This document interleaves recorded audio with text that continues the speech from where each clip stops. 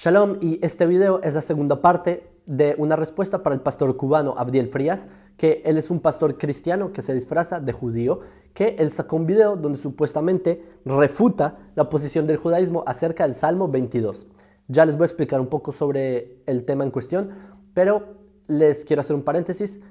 Esta es la segunda parte del video. La primera parte del video la pueden ver en la descripción, les dejo el link de la primera parte, en donde se demuestra que los argumentos que trae el pastor simplemente se ve que no tiene un alto análisis académico, que él no corroboró las cosas que dice, que eventualmente tienen errores cuando uno corrobora. Lo tercero es que se ve que no sabe hebreo y que cometió errores lingüísticos bastante graves. Y bueno, en este video vamos a analizar la segunda parte de su video.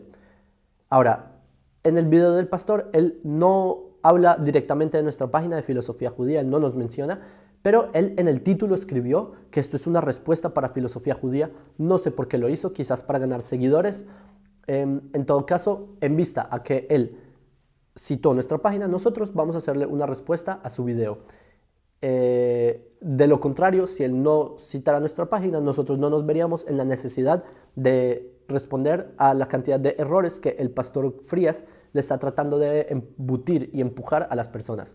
Ahora, vamos a continuar con la segunda parte del video, pero antes quiero hacer un resumen de cuál es el tema en cuestión. El Salmo 22 en hebreo, el idioma original del Salmo, dice la palabra Ka'ari. Ka'ari es como león, pero el cristianismo tradujo esta palabra a oradaron.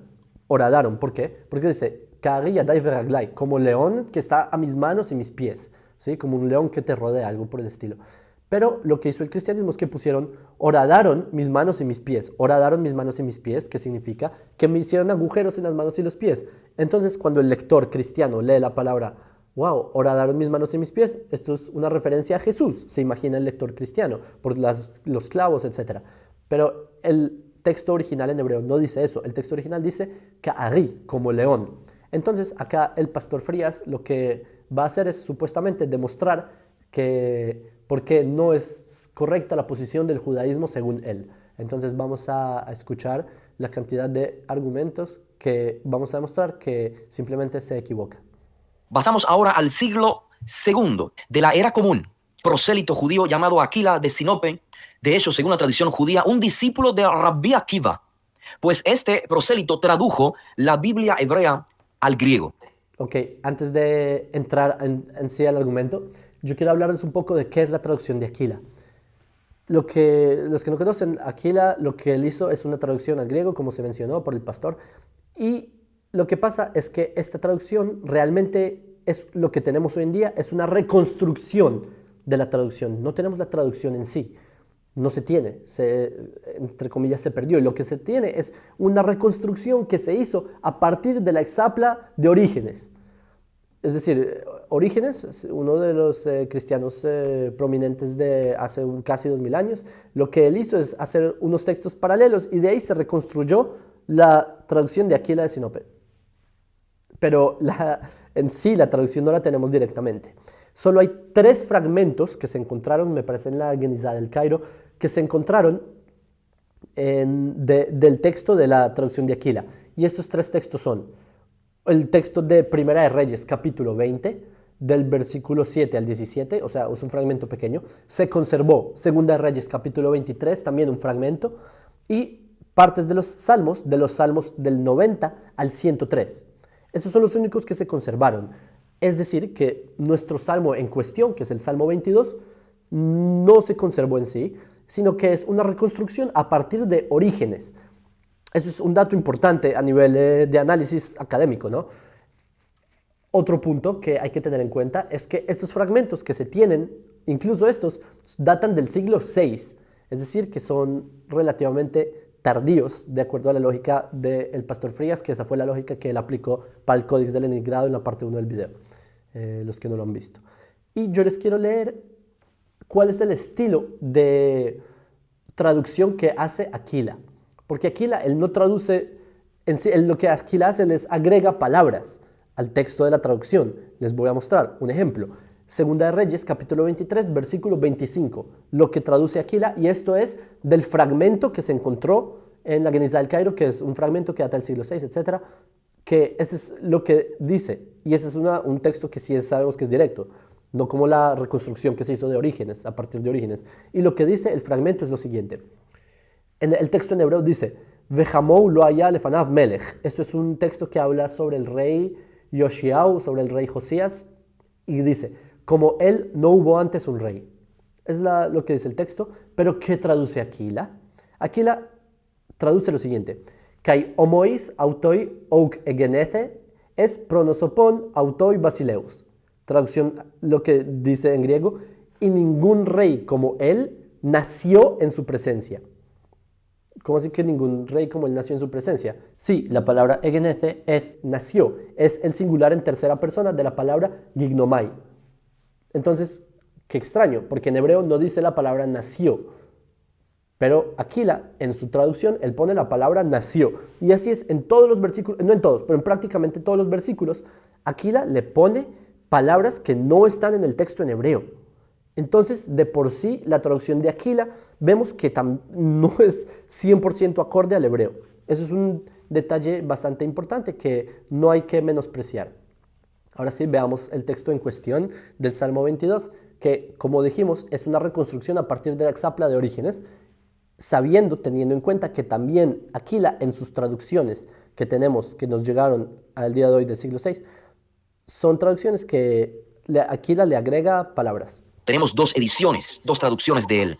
Del Salmo 22 dice en su primera traducción, desfiguraron mis manos y mis pies. Y en su segunda edición o traducción del hebreo al griego, dijo o tradujo al griego, ataron mis manos y mis pies. Estamos hablando, estimados y estimadas, del segundo siglo de la era común. Ok, antes de analizar eso, ¿saben por qué hay dos ediciones supuestamente? Porque es una reconstrucción, nuevamente. Eso es algo que se hizo a partir de una reconstrucción de la Exapla de Orígenes, porque en verdad no tenemos el texto. Entonces, ese es el primer punto que el pastor acá está olvidando, que esto es una reconstrucción que no con mucha certeza se sabe cuál pudo haber sido lo que plantea Aquila. Pero algo interesante es que las dos opciones que él pone son o desfiguraron mis manos y mis pies o ataron mis manos y mis pies. Ninguna de esas se acopla, es verdad, a la palabra como león, directamente por lo menos, pero tampoco se acopla a horadaron, tampoco directamente. Entonces, lo que me gustaría recalcar es que hay una explicación de Rashi, uno de los grandes exégetas del pueblo de Israel, que él tiene una explicación similar a la traducción de Aquila, de hecho, sorprendentemente. Y lo que dice así, esta es la explicación de Rashi sobre el Salmo 22, sobre esta palabra, sobre la palabra kari. ¿Cómo la explica Rashi? Keilu emedukaim bifi ari vechen amar Hizkia kari ken ishaber kol atzmotai. Traducción. Lo que dice acá Rashi es kari, como así, como león, como si estuvieran siendo desfigurados en la boca de un león, o sea, las manos y los pies como si estuvieran siendo desfigurados en la boca de un león, como dijo Ezequías. Esto es un versículo de Isaías 38, versículo 13, que dice, como león rompe todos mis huesos. Esa es la explicación de Rashi sobre acá. Y vemos que Rashi utiliza la misma terminología que Aquila, que es desfiguraron mis manos y mis pies, y acá Rashi nos está diciendo, sí, mis manos y mis pies, como un león que desfigura las manos y los pies. Entonces vemos que la traducción de Aquila es concorde a la explicación del judaísmo más, en ese sentido. Que paréntesis, me parece también un dato interesante que acá hace referencia a quebrar los huesos, ¿sí? Como un león que quiebra los huesos. Eso, pienso yo, sería una refutación a Juan 19, versículo 33, donde dice que cuando pasaron los soldados romanos y a Jesús no le quebraron las piernas, ¿para qué? Para que se cumpliese, versículo 36, para que no será quebrado ningún hueso suyo. Pero entonces acá vemos una referencia que dice que desfigurando, eso rompería los huesos, como un león que rompe los huesos. Entonces sería una refutación al Evangelio de Juan. Eso es solo un paréntesis interesante. Estudiante del judaísmo, el judaísmo rabínico. Evidentemente el texto hebreo, la fuente hebrea empleada en el segundo siglo no decía como león, mis manos y mis pies. De lo contrario, no hubiese pues traducido de esta manera, desfiguraron mis manos y mis pies o ataron mis manos y mis pies. Sigamos. Entonces vimos dos cosas. La primera es que también la traducción de Aquila está alineada con un pensamiento judío, que es el de Rashi, que de hecho totalmente refuta un pensamiento cristiano, que es el de Juan 19, lo primero que vimos. Y lo segundo es que vimos que la traducción de Aquila, en todo caso, es una reconstrucción a partir de Orígenes y por eso no se sabe exactamente cuál es la traducción que puso Aquila ahí, por eso hay dos versiones supuestamente, porque es una reconstrucción. Y lo tercero es que los textos que tenemos directamente, que sí, al parecer son de Aquila, vemos que Aquila agrega palabras al texto.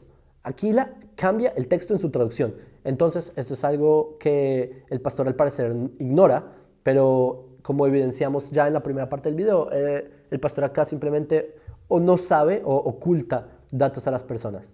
Intensificando, estimados, la información. Pasamos ahora al personaje Símaco, que vivió a finales del segundo siglo. Jerónimo lo menciona. Fue otro que tradujo la Biblia hebrea al griego y tradujo Salmo 22, versículo 16 o 17 de la siguiente manera. Ok, antes de escuchar la traducción, otro dato interesante es que acá Símaco, Eusebio se refiere a Símaco como un evionita, es decir, como un cristiano. También, y esto lo hace porque él lo infiere de un texto de Irineo, que hoy en día la academia, al parecer, Símaco no era evionita, porque no hay trazos de evionismo en sus textos, pero al parecer era un samaritano que posiblemente se convirtió al judaísmo. Entonces, esto también es un dato importante a aclarar, porque recuerden que los samaritanos tienen su propia versión del Tanaj. Los samaritanos también tienen el texto cambiado del Tanaj. Como los que buscan atar mis manos y mis pies. El león, o la expresión como león, brilla por su ausencia. Sí, pero también Horadaron brilla por su ausencia, porque acá la traducción que él dice de Símaco, que es los que buscan atar mis manos y mis pies. Eso es lo más alejado posible de toda, o sea, la palabra atar, que también es la que acá supuestamente trae de Aquila.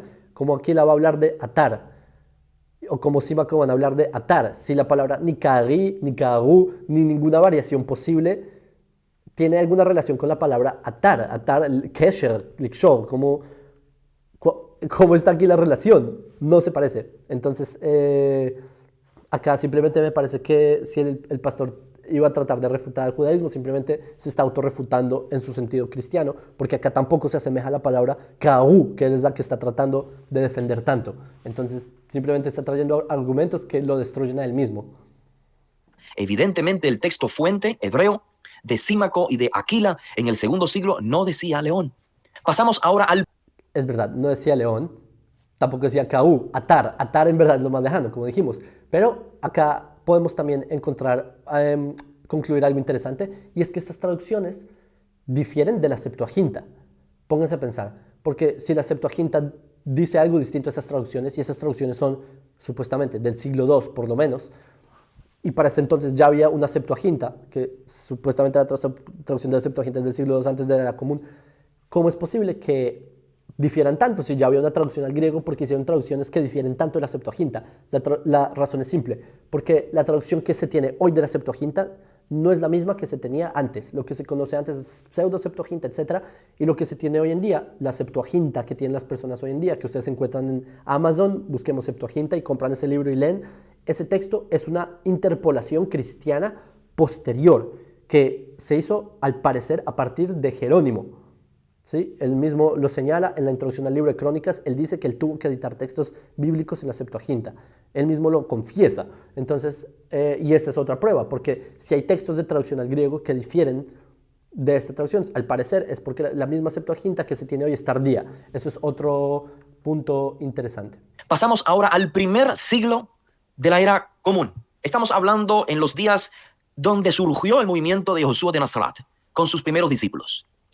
Y fue hallado en Nahal Hever este manuscrito, este fragmento del Salmo 22. Y como pueden apreciar, el texto que dice, como león, mis manos y mis pies. No, el texto dice, Karú, horadaron mis manos y mis pies. Acá el pastor simplemente está mintiendo. Está diciendo algo que no es verdad. Está inventando.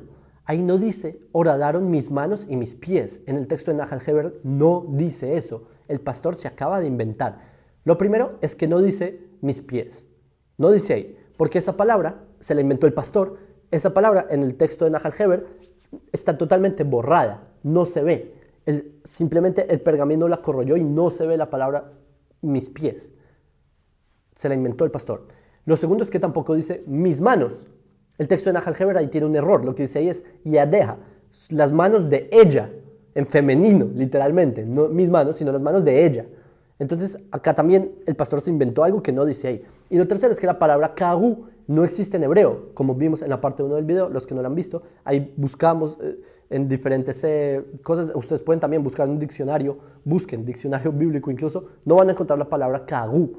No existe en el hebreo. Entonces acá también el pastor se está inventando, simplemente no sabe hebreo, 1.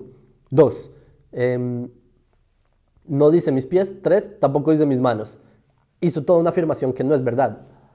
Seguramente alguno dirá, bueno, Karú no es una palabra hebrea. Bueno, acá está la palabra hebrea, un manuscrito del primer siglo, y alguien 2000 años después va a decir que no, que esa palabra no es hebrea. Me parece risible.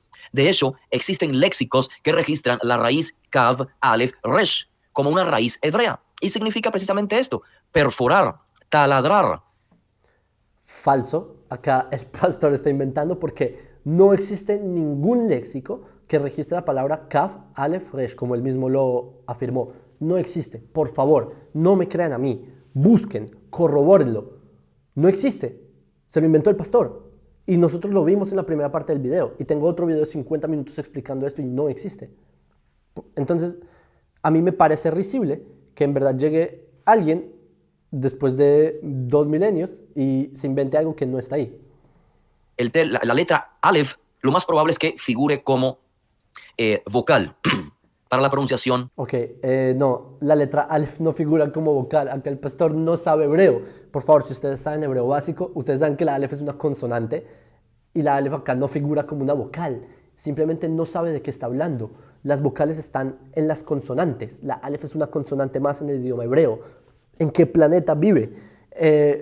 Entonces, en serio, eso es como como que me emociona o me enervas pensar que hay tantas personas que se dejan engañar de una persona que claramente no sabe hebreo. ¿Cómo puede decir algo de ese nivel? En todo caso, él dijo, me parece risible que después de 2000 años, no es después de 2000 años, de hecho el texto de Nahal Heber es del siglo II, ahí el pastor escribió el siglo I de la era común. Sí, bueno, acá sí es un punto a su favor del pastor cubano, que él dice la era común y no después de Cristo. Esto es un punto a favor porque técnicamente sí se debería decir antes de la era común y después de la era común, y no antes de Cristo y después de Cristo. Es como un punto que le doy al pastor a favor. En todo caso, a mí me parece risible que una persona que no sabe hebreo viene después de 1800 años del texto de Nahal Heber y afirma algo que no dice ahí. Es que ni lo leyó, se ve que no lo leyó, se inventó palabras que no están ahí y simplemente se inventó una palabra que no existe en el hebreo. Por favor, señores, corroboren lo que les digo. No, y todo lo explicamos en la parte 1 del video. Ahí les traigo en un buscador, les di las pruebas, ¿sí? Entonces sigamos viendo el video. Karú. ¿Están satisfechos con toda esta información? Yo no estoy satisfecho porque vimos que el pastor simplemente está diciendo un montón de cosas que no se ajustan mucho a la realidad académica, ni a la realidad lingüística. En todo caso, lo que les quiero mostrar es que en los manuscritos de esta época, de los que se encontraron en Qumran, en el desierto de Judea, sí, en el desierto de Judea, estos manuscritos suelen alargar la letra Yud, se suele alargar como una Vav, porque el copista le pasaba eso, alargaba la letra Yud o por error, o hay veces, o las letras son muy desproporcionadas, hay veces ustedes ven una letra grande y otra pequeña, o la Yud enorme y la otra pequeña. Esto ocurre mucho, y les quiero mostrar una prueba de esto en un video que yo saqué antes. Isaías 38:13. Isaías 38:13 dice Kari, como león. Y no solo dice eso, en las Biblias cristianas dice, ellos traducen Isaías 38:13 como león, ¿sí? Kari, como león, lo traducen incluso en las Biblias cristianas. Les dejo acá Biblia paralela, que es como todas las traducciones cristianas que ponen, y es como león, ¿ok? Y nosotros tenemos acceso a una versión digital del rollo de Isaías, del pergamino de Isaías, de los manuscritos de Adán muerto, y se los muestro a continuación. Es este. Lo que ustedes ven a continuación es el pergamino que se encontró en las cuevas de Qumran de Isaías. y se conserva en muy buen estado, milagrosamente, porque estaba dentro de como un recipiente de barro y por el clima, está al frente del Mar Muerto, no hay mucha humedad, es muy seco, en fin, por las condiciones climáticas se preservó este pergamino por más de 2000 años, lo cual es bastante milagroso. El punto es que les quiero mostrar, habíamos dicho que Isaías 38, ¿sí? Entonces miren, acá llegamos a la sección 38, hagamos zoom. Listo, agrandemos un poco la pantalla y lleguemos al versículo, ¿cuál es? El 13. Un segundo. Listo, acá lo ven, dice, Shiviti ad boker, ese es el versículo de Isaías 38, versículo 13. Shiviti ad boker, Ka'ari, dice como león. Pero ¿qué pasa? Fíjense, por favor, que la letra Yud y la letra Resh son casi el mismo tamaño. La letra Yud es bastante larga. O sea, y sigamos leyendo, ¿sí? Por ejemplo, Miyom Adlaila. Por ejemplo, la palabra Miyom. Ahí ustedes tienen al lado una Yud y una Vav. Las tienen una al lado de la otra. Señores, son casi del mismo tamaño. En el rollo de Isaías, la letra, por ejemplo, la palabra anterior, ¿sí? Atzmotai. Ahí está la letra Vav, ¿sí la ven? Y la última letra es la Yud. Miren cómo es de larga la Yud. Parece incluso casi parece una Resh. Entonces, ¿sí entienden mi punto? Que los mismos personas cuando copiaban, hay veces la yud se hacía más larga, parecía más larga. Entonces, obviamente es confuso. Entonces ¿qué dice ahí? Shiviti ad boker ka'ari o ka'aru. ¿Sí? ¿Cómo lo traducen todas las Biblias del mundo? Ka'ari, como león. Como león dice ahí. ¿Sí? Simplemente que ustedes pueden ver todas las yud alrededor. La yud hay veces se ve un poco más larga, casi como la vav. ¿Sí? Como las demás letras casi. Y por eso es que en verdad es confuso y todo este tema de que algún copista se haya equivocado es muy plausible, ¿sí? Entonces ese fue el rollo de Isaías para mostrarles cómo este tipo de confusiones llegan a pasar. Como vieron, los copistas, ellos no guardaban proporción en el tamaño de las letras. Entonces, yo quiero ahora que veamos el manuscrito que el pastor nos tiene acá en la pantalla, que es el texto de Nahal Heber, el manuscrito que se encontró en Nahal Heber del Salmo 22, para que vean que simplemente tiene errores. Y aquí tenemos un texto que es el versículo del Salmo 22, 17 y 16 en las Biblias cristianas, y dice, les leo, está muy borroso, ese es el fragmento original que sobrevivió de una forma bastante impresionante. Me parece una locura que después de 2000 años el pueblo judío tenemos el honor de poder volver a nuestros textos en nuestro idioma, en nuestra tierra, y son los mismos textos que tenemos hoy, en el mismo idioma que hablamos hoy, en la misma tierra que vivimos hoy. Es la grandeza que hizo Dios con el pueblo judío, que nos retornó a Sion, como le dijo a los profetas de Israel. Pero bueno, volviendo al tema, dice Adad Mereim, ¿sí? Y Kifuni, y acá está el problema. Acá, donde estoy tratando de circular, es la palabra Okari, Okaru, es difícil de leer, ¿sí? Como leones o supuestamente excavaron, aunque ya vimos que esa palabra no existe, ¿sí? Pero, ¿cómo es? Al final es una Vav, una Yud. ¿Cómo podemos saber? Está muy borroso. Pero gracias a la tecnología tenemos una forma de, digamos, reconstruir, o no reconstruir, sino de hacer como un contraste y así poder ver lo que dice el texto. Y acá les muestro. Como ven, acá está la imagen en blanco y negro a nuestra izquierda. Y acá esta palabra, la palabra dentro del círculo, si este es el versículo, ¿sí? Adad, Kereim, Bikifuni, etc. Dice Ka'aru. Dice Ka'aru supuestamente. Como ustedes ven, hay una vav larga si uno lo pone en contraste. O sea, es una vav larga. Pero ¿qué pasa? Venimos diciendo, en el hilo de ideas que venimos diciendo, lo primero es que la palabra Ka'aru no existe, ¿sí?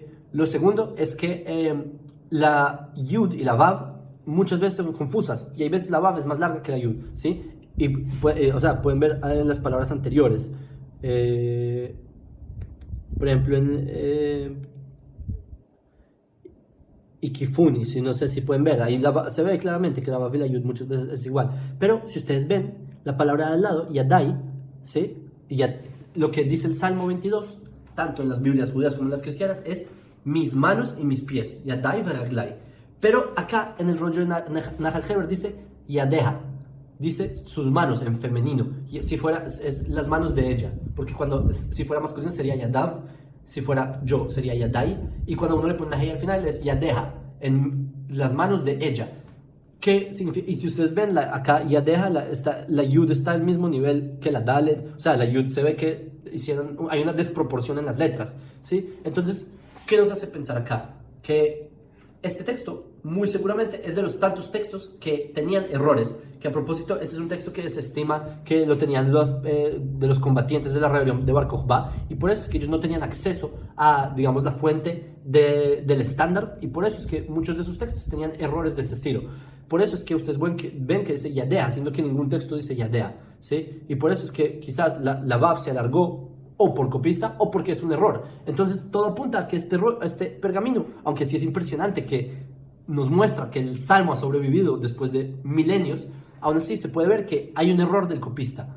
Entonces uno no puede descartar que la Vav, que si dice Kahu, que en vez de diga Yud, que diga Kahu larga, uno no puede descartar que eso sea un error. Entonces vimos que el texto que acá el pastor está tratando de mostrar como un argumento a su favor, realmente el texto, primero que tiene errores que no son concordes digamos, los textos en consenso, porque dice Yadeja. Eso ya es un error del copista. Se puede entender que el copista simplemente lo copió mal. Lo segundo es que vemos que las letras son desproporcionadas. Entonces se puede comprender que este texto de por sí tiene errores de copista, por lo que no sería una sorpresa que la interpretación que está tratando de dar el pastor Abdiel Frías es errónea. Entonces quiero continuar viendo el video. Yo sé que sí, pero vamos a intensificarla aún más. Nos vamos al siglo I antes de la era común. Fue hallado entonces, en tiempo más cercano a nuestros días, un fragmento de aquel escrito que hoy se le llama 4Q88, es decir, un texto, un manuscrito de las cuevas del Qumran, en la cueva cuarta, por eso se le llama 4Q. Pues es un fragmento de Salmos 22. Y como curioso es que se registra justamente la sección o parte de la sección en cuestión. Salmo que hoy llamamos el capítulo 22, el verso 17 o 16. Según la lectura, o sea, yo no soy el que voy a decir el texto dice esto o no, porque evidentemente ahí está marchitado, es un fragmento. Así que... Ok, yo quiero explicar esto. Está marchitado, es un fragmento. No solo que está marchitado, es un fragmento. Este no es la cuestión en cuestión. Él dice que no, aquí está la sección en cuestión. No es verdad. Esa es una parte que sí hace referencia al Salmo 22, pero acá no aparece la palabra Kari ni Kagu, ni siquiera aparece esa línea.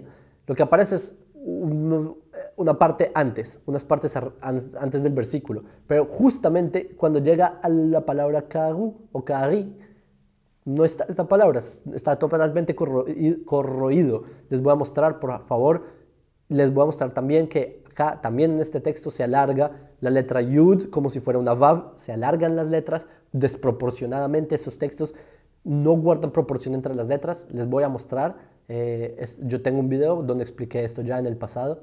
Esta es la página oficial de los rollos del Mar Muerto, ¿sí? Esto fue encontrado, estos son los fragmentos, si ustedes pueden ver, fragmentos, de la cueva número 4 de Qumran.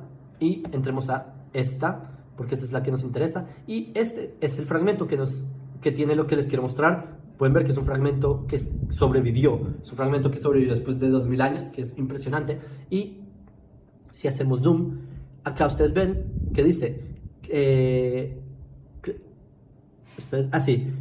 Klavim Adad Mereim. No, ahí se cortó la palabra Mereim, solo se ve la Mem y la Resh. Pero si ustedes pueden ver, dice Klavim. Eso significa en hebreo perros. Pero fíjense, acá está, les voy a decir cada letra, ¿sí? Esta es la Kaf, esta es la Lamed, esta es la Bet, esta es la Yud y esta es la Mem. Pero ¿qué pasa? Eso significa perros, Klavim, que es el versículo del Salmo 22, versículo 17. Pero fíjense, la Yud es muy larga. La Yud es casi tan grande como las otras.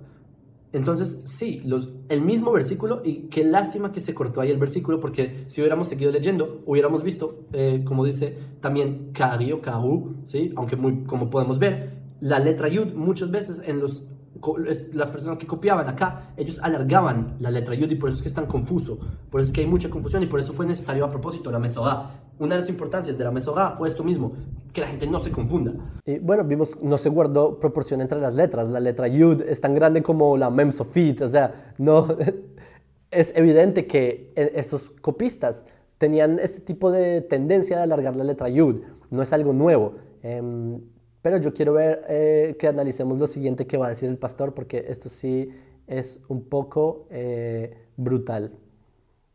Vamos a mencionar al erudito que hace la transcripción del texto. Este es el manuscrito y este es el erudito, uno de los grandes eruditos de los rollos del Qumran, de los rollos del Mar Muerto. Su nombre es el profesor Eugene Ulrich. Según él transcribe, allí dice Kav Resh y entre corchetes él pues reconstruye el texto con una Vav, como diciendo Karu. Lo interesante es que después de la Kav no existe la Aleph para decir Ka-Ru o Ka-Ari. Según el profesor erudito de los rollos del Mar Muerto, profesor Eugene Ulrich, dice Karu. Y este es el texto hebreo más antiguo del libro de Salmos, Salmos capítulo 22.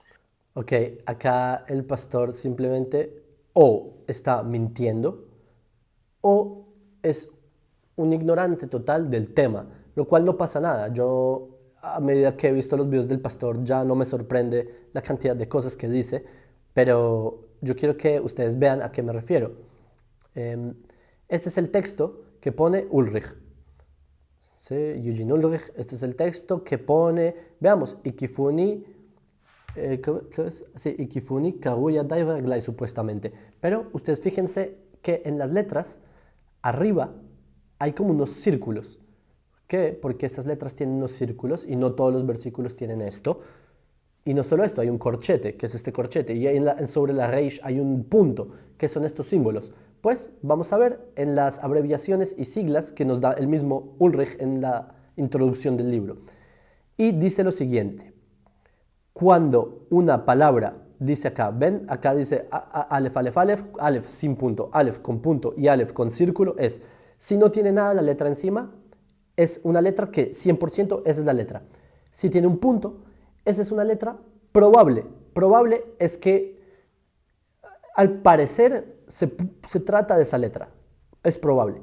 Pero cuando Ulrich te pone un círculo encima, un círculo dice, significa que es posible la letra. ¿Qué es posible en términos académicos? Significa, posible es que puede que sí, tanto como puede que no. Y que su posibilidad es totalmente incierta. Eso es lo que significa posible en términos de la academia a nivel textual. ¿Ok? Entonces, y paréntesis también, cuando pone el círculo, ven que ahí tiene el símbolo del circulito que pone, dice, una letra que tiene como traces, ink traces, como tinta, como que quedan pedazos de tinta, pero que no puede ser realmente identificada la letra. O sea, volvamos al texto que nos muestra acá Ulrich, que ese es el texto que muestra el pastor, que este gran erudito, este mismo erudito nos muestra, nos dice, nos pone círculos diciendo que son letras que él reconstruyó, que él le parece que son, pero del mismo modo en que puede ser, también no se tiene la certeza y puede que no lo sean. No se tiene la certeza, simplemente hay unos cuantos rastros de tinta y les ponen, ahí dice bottom margin, ¿sí? Que es solo el margen de la parte, digamos, del borde. Y como pueden ver, simplemente es una reconstrucción que hizo Ulrich en base a que no hay, en verdad no se puede saber. Él dice, del modo en que se puede saber, tampoco se puede saber, no se sabe. Entonces uno podría decir, entonces no, o quizás sí, yo quiero que veamos, ustedes vean conmigo y juzguen ustedes si Ulrich en este caso tendría razón o no. Por favor, juzguen ustedes mismos. Yo quiero mostrarles cómo realmente en el texto no se pueden definir las letras. Les voy a mostrar, este es el fragmento de los rollos del Mar Muerto. Un segundo. Ok, estamos en la página de los rollos del Mar Muerto. Vamos a entrar al rollo en cuestión. Este es el manuscrito, donde se ve, nuevamente, ven la palabra klavim, que la yud es un poco más alargada, y estos son los trazos que son realmente difíciles de definir, ¿ven? Por eso es que son inciertos, porque son simplemente como son manchas. Yo que puedo más o menos distinguir las letras, puedo decirles que son totalmente indistinguibles. No se puede saber con certeza qué dice ahí. ¿Y qué hacen? Entonces, ¿cuál es el argumento? Que si ustedes toman, ese es el fragmento 1, vamos al fragmento 2. Dice, Ulrich ahí dice que si tú tomas el segundo fragmento, que es ven el segundo fragmento, que si tú unes el segundo fragmento con el primer fragmento, se puede lograr reconstruir o, digamos, simular lo que pudo haber sido la palabra, y así es como, entre comillas, Ulrich lo reconstruyó supuestamente, porque eso es lo que le escribe ahí en el texto, que eso es parte del fragmento 2. ¿Pero será cierto esto? Les quiero mostrar porque a mi parecer no tiene mucho sentido y quiero que juzguen también ustedes mismos, y por eso es que él pone, es que el mismo Ulrich les dice, no hay certeza de esto, no se puede saber, es tanto como existe una posibilidad que sí, existe la posibilidad de que no. Y les quiero mostrar qué pasaría si unimos ambos fragmentos. Estos son ambos fragmentos. Ese es el fragmento 1 y el fragmento 2. ¿Ok? Y digamos ponemos el fragmento 2 abajo. ¿Dónde lo ponemos? Acá quizás, o quizás lo ponemos aquí, o sea, formaría una resh, pero ¿cómo está la kav? Si me entienden, como si fuera una kav se vería debajo, pienso yo. No hay forma, ese es el problema, que donde sea que tú la trates de ubicar no es muy certero, pero es que ese no es el problema ahí, que el fragmento 2, el verdadero problema, el fragmento 2 tiene, ustedes ven la palabra oniot. Oniot, oniot es una palabra que aparece en 3 salmos solamente, en el Salmo 48, en el Salmo 104 y en el Salmo 107. Es la palabra que aparece ahí en este fragmento. Les pregunto yo, por amor al cielo, ¿cómo pasó un fragmento que tenía una línea del Salmo 22 al Salmo 48? ¿Sí? Baoniot, Salmo 107. ¿Cómo pasó del Salmo 22 al Salmo 107 en un solo fragmento? ¿Sí? De una línea a otra. ¿Cómo pudo saltar así? Me parece un poco descabellado dicha asunción de que si juntas ambos fragmentos se forma la palabra kagú. Entonces, ¿qué pasa? Y vemos que la palabra oniot, vean ustedes mismos, la palabra oniot también, la yud es del mismo longitud que la vav. Vemos que también los copistas de acá, y vemos que la primera vav de oniot es del tamaño de una yud. En fin, es mucha desproporción en las letras.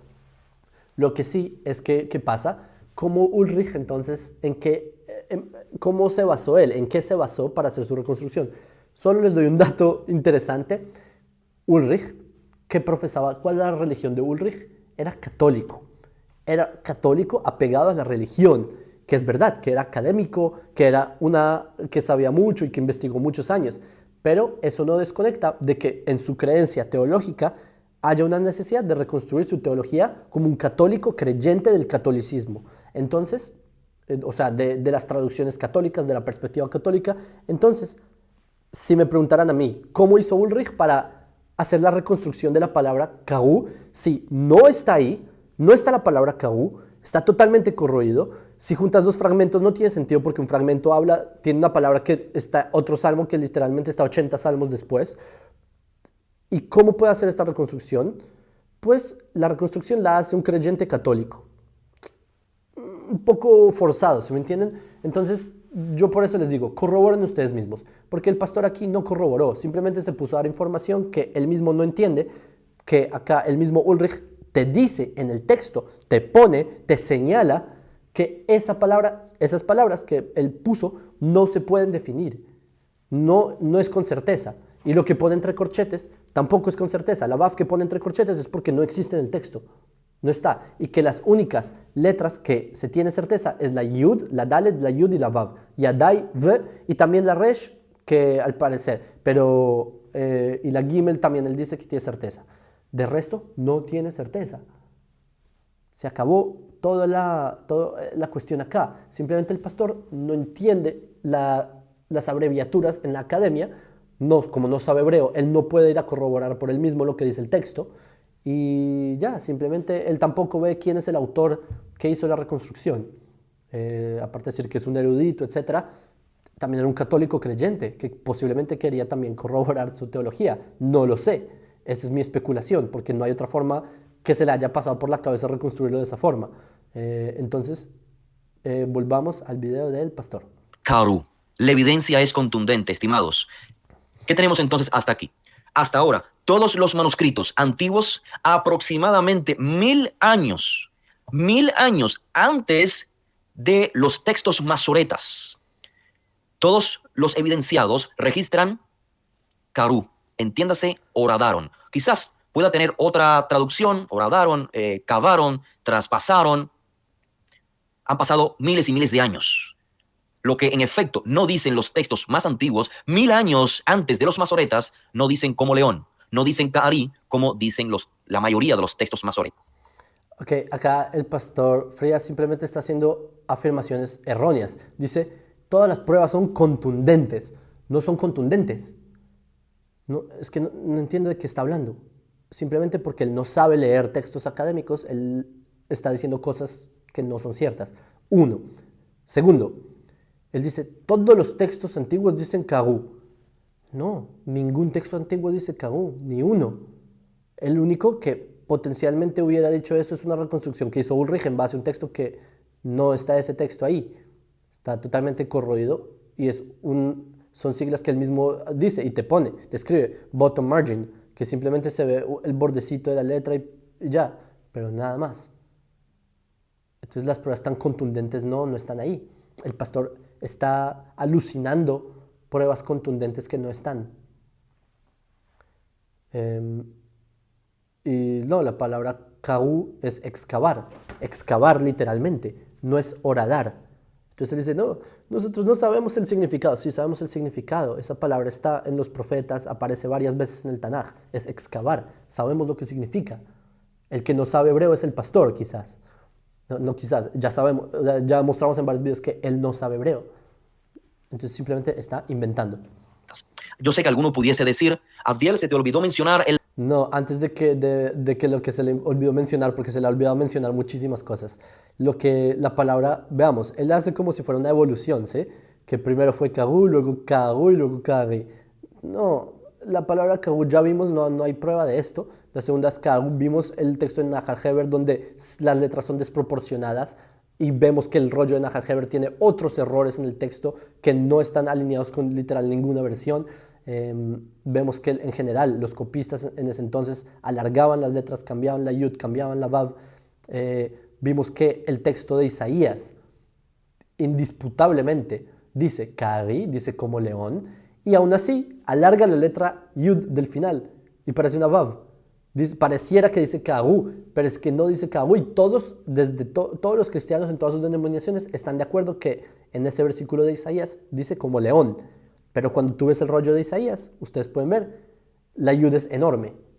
Entonces me parece un poco interesante que el pastor ignore todos estos hechos o simplemente su imaginación va mucho más allá de lo que está en nuestra realidad.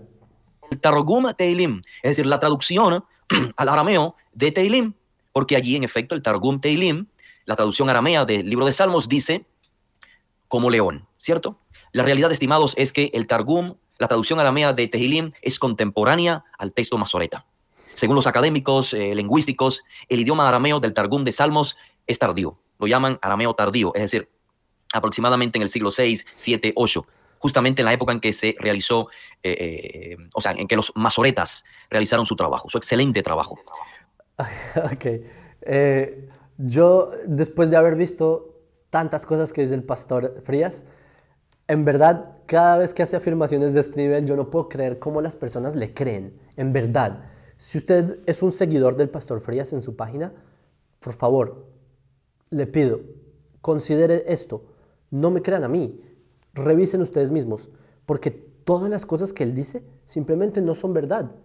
Que el Targum, él está confundiendo con el Targum Yerushalmi, que es el que también le llaman pseudo Yonatán, porque pensaron que la Yud de Yerushalmi era Yonatán y le llaman pseudo Yonatán.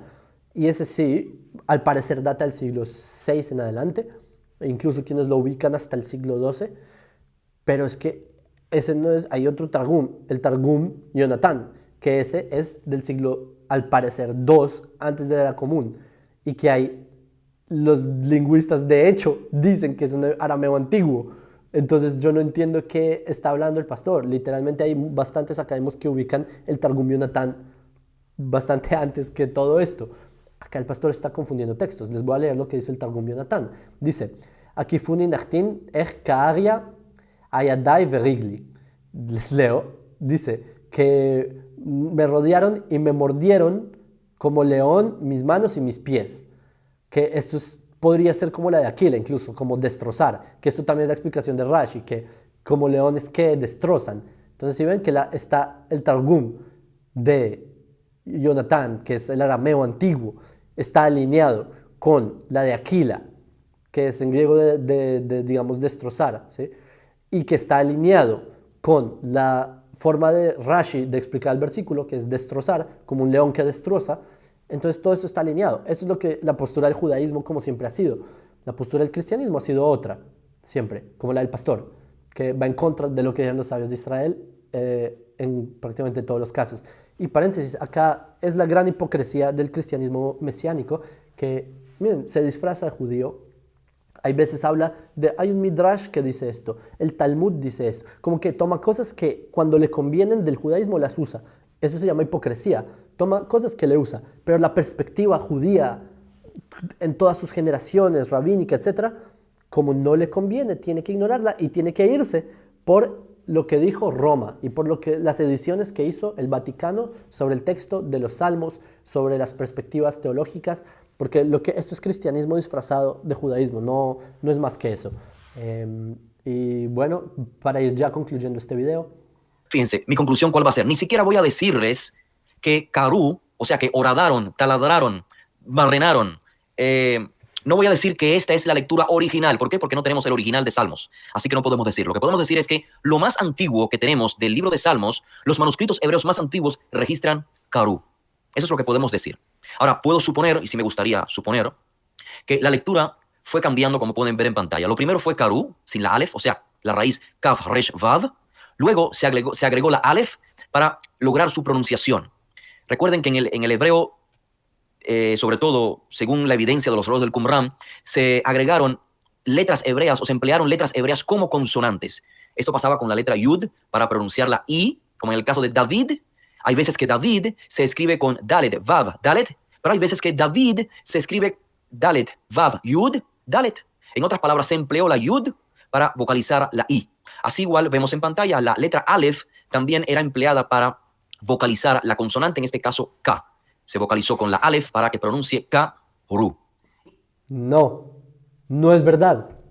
El pastor está inventando. Es verdad que la Yud y la Vav son letras que se usan para, por ejemplo, hay veces no aparece como Yaakov no tiene Vav, pero hay veces se pone Vav para entender, o la palabra Jerusalén, Yerushalayim, al final hay veces se pone Yud para agregar, pero la Aleph no hace esto, con la Aleph no ocurre esto, quizás en el Yiddish, pero no en el hebreo y mucho menos de esta época, sino los textos de Qumran estarían saturados de Aleph, habría Aleph por todo lado, y no es así. El pastor está inventando cosas que no están ahí.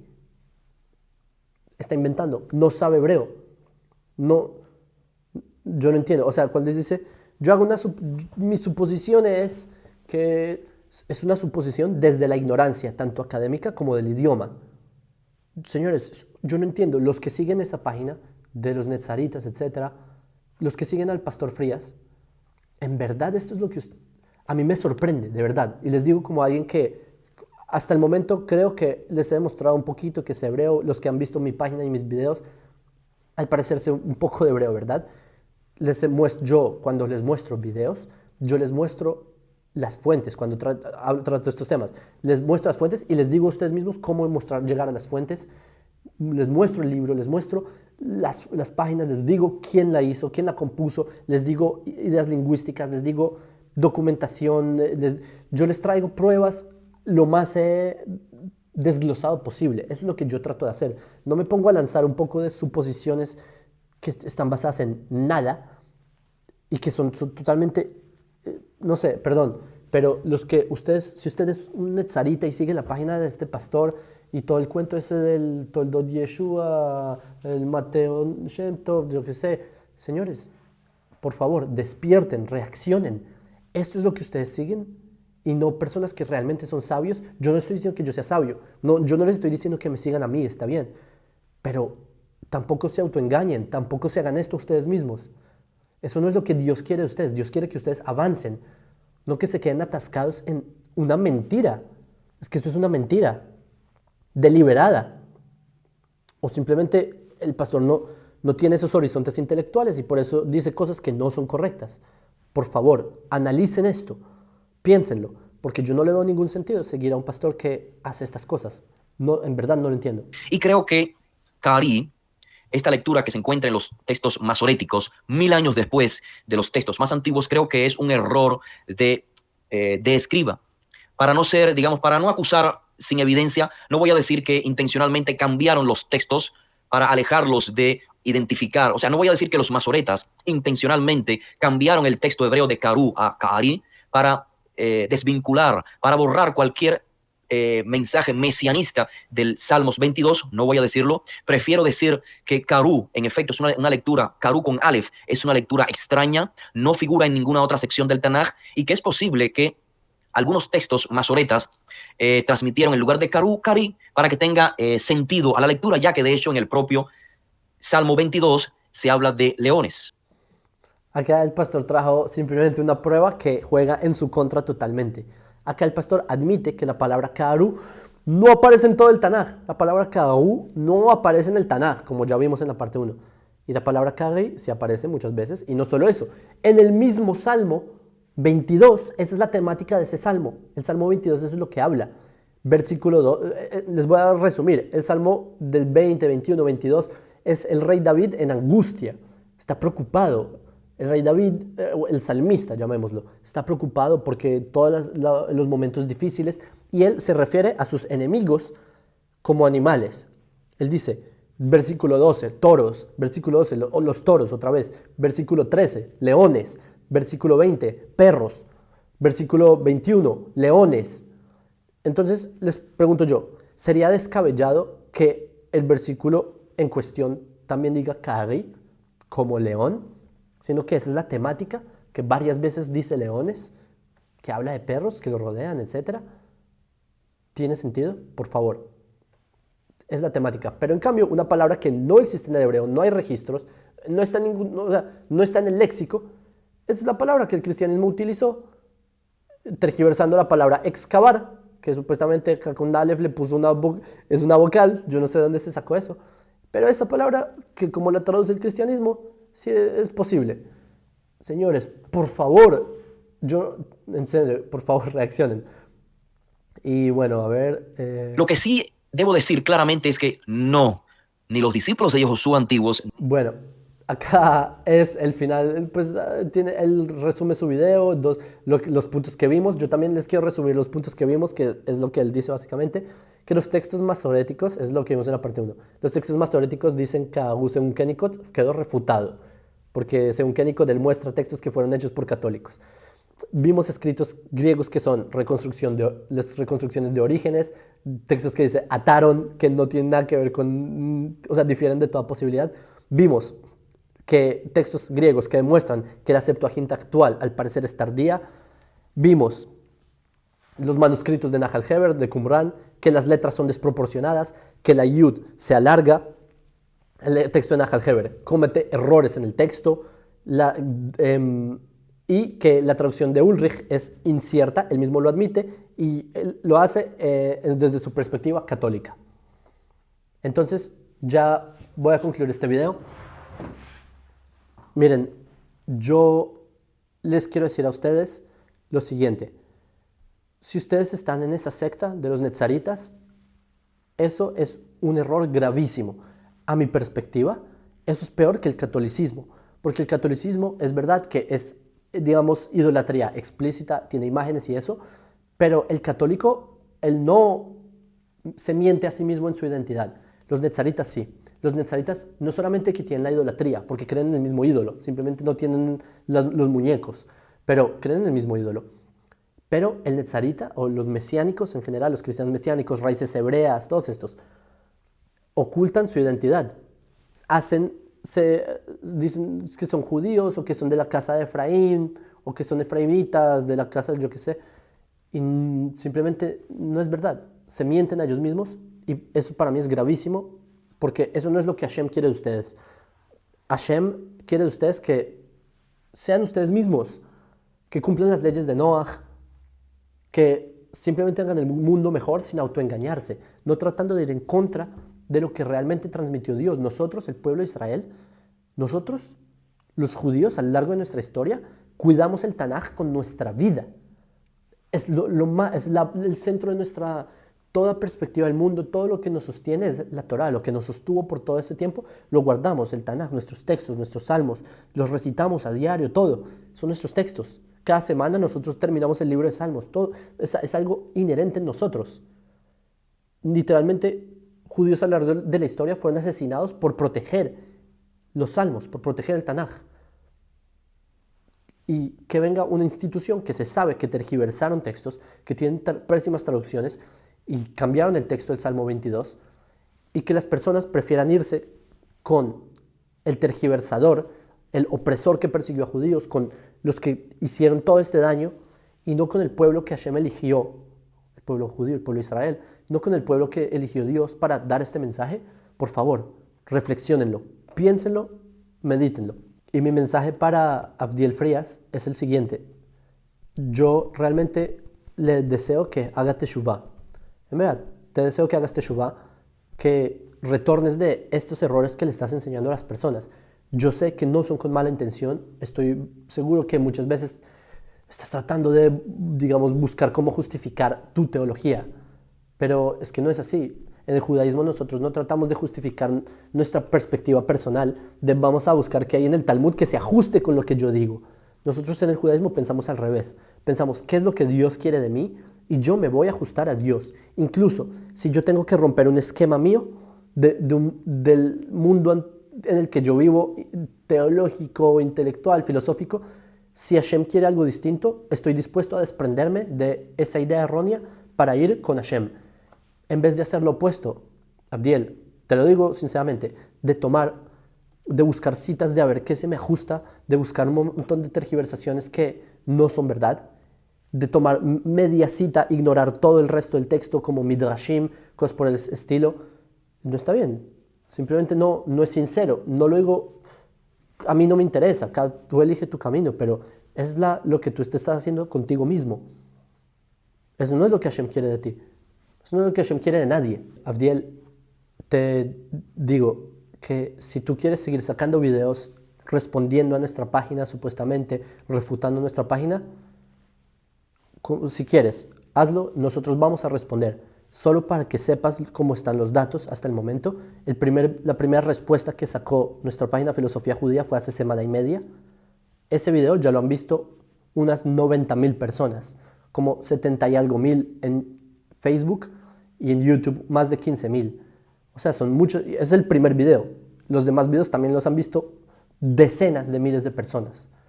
Entonces, o sea, ya han pasado las más de 100,000 personas que están viendo la cantidad de argumentos que estás diciendo que simplemente no son correctos. Entonces, si tú quieres seguir sacando videos sobre nuestra página, está bien. Eso me da a mí material para mostrar a las personas los errores y los peligros que puede causar el cristianismo mesiánico. Y para mí está bien. Para mí esas son vistas. Está bien. Para ti, yo no sé si tú quieras ver cómo las personas ven el desprestigio y todo esto. Porque lo que saques, sé que es refutable. Porque yo he visto cómo el método que usas, sacas citas de contexto, sacas midrashim. Hay otros par de videos que he pensado si sacarlos o no. Por ejemplo, el midrash que es sobre que dices que el Mesías estaba antes, o el nombre del Mesías estaba antes de la creación, que ahí se menciona que el nombre del Mesías es Inón, y el midrash continúa y refutaría el cristianismo, refutaría tu narrativa. He pensado si sacar esos videos donde se refuta de forma más contundente las cosas que dices o no. Entonces yo te digo esto, si gustas seguir sacando videos, está bien. Nosotros vamos a seguir sacando una serie de videos, tenemos una lista de reproducción que la pueden ver abajo también. Y está bien, para mí es contenido. Si para ti te gusta mucho ver cómo cientos de miles de personas ven este engaño, es decisión tuya.